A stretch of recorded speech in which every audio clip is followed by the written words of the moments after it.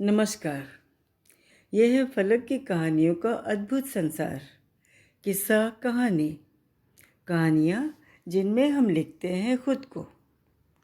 मैं छाया वर्मा आज आपके लिए लाई हूँ रमेश चंद्र शर्मा की लिखी हुई एक प्यारी सी कहानी।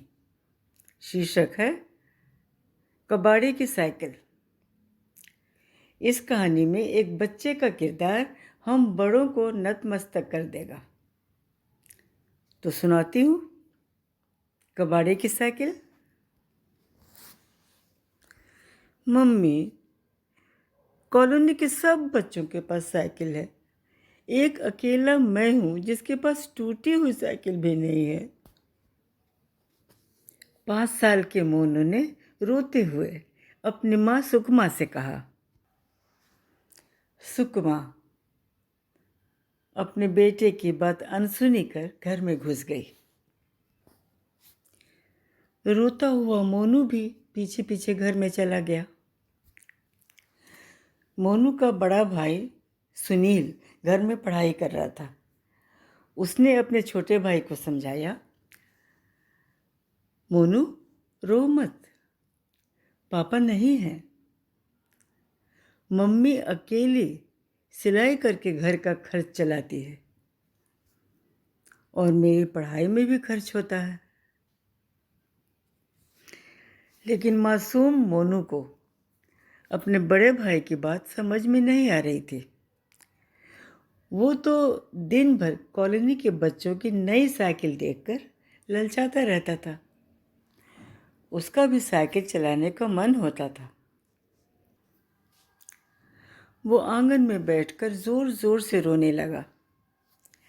कॉलोनी के बच्चे हंसते हुए उसके सामने से साइकिल दौड़ाकर भाग जाते। कुछ शरारती बच्चे साइकिल को धक्का देने का लालच देकर उसे पीछे पीछे दौड़ा देते।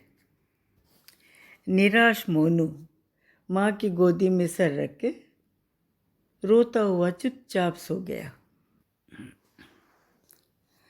तभी एक कबाड़ी वाले ने आवाज़ लगाई,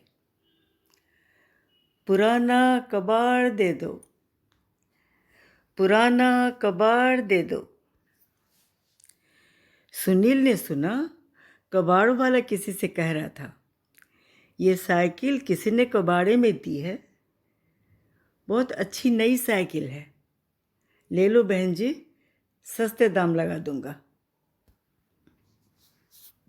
सुनकर सुनील अपनी माँ सुकमा के पास जाकर बोला,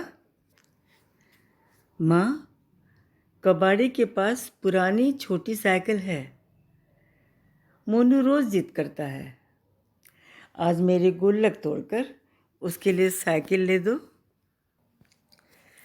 पहले तो सुकमा असमंजस में पड़ गई, लेकिन सुनील की जिद करने पर उसने गुल्लक तोड़ दी और सस्ते में पुरानी साइकिल खरीद ली। सुनील ने सोए हुए मोनू के पास जाकर साइकिल की घंटी बजाई। घंटी की आवाज़ सुनकर मोनू उठ खड़ा हुआ। ये कहानी बस यहीं तक। ये फलक का चैनल है किस्सा कहानी।